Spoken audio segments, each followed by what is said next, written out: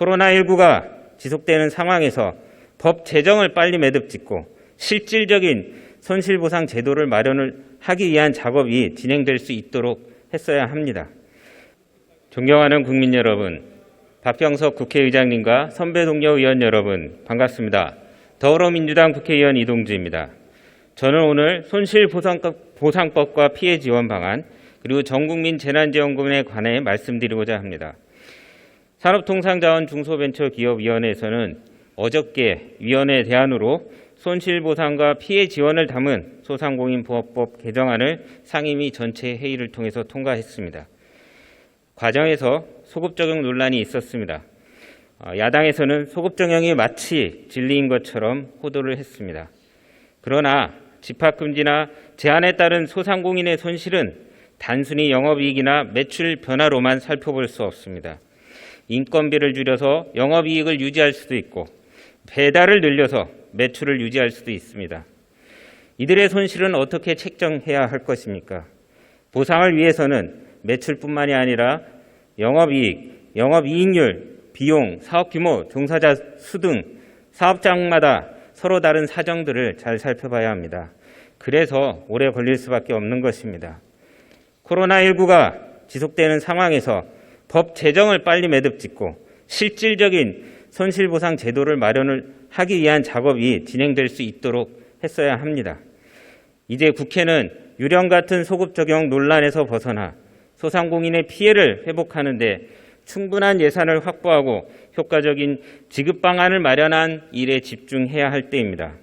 이를 위해서 7월 1일 본회의에서 반드시 이 법안을 여야가 합의해서 처리해 주시기를 간곡히 부탁드립니다.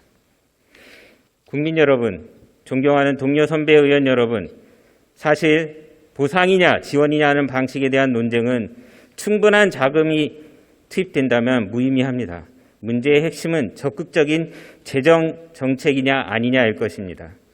영업금지 및 제한 조치를 받은 소상공인에 대한 지원 총액은 피해를 회복하는 데 충분해야 합니다.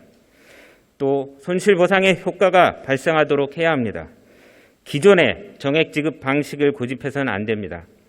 단순히 업종별 분류가 아닌 사업장의 규모와 영업금지 및 제한 조치 기간에 비례해서 지원을 해야 합니다.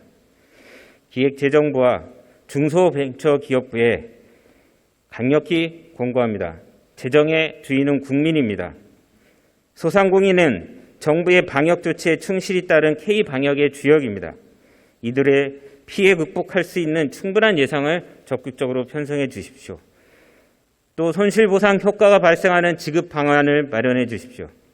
끝으로 전국민 재난지원금에 대해서 말씀드리겠습니다. 20% 국민을 배제하고 그 예산으로 더 어려운 곳을 지원하겠다고 합니다. 그것이 철학이라고도 합니다. 그건 철학이 아니라 고집입니다.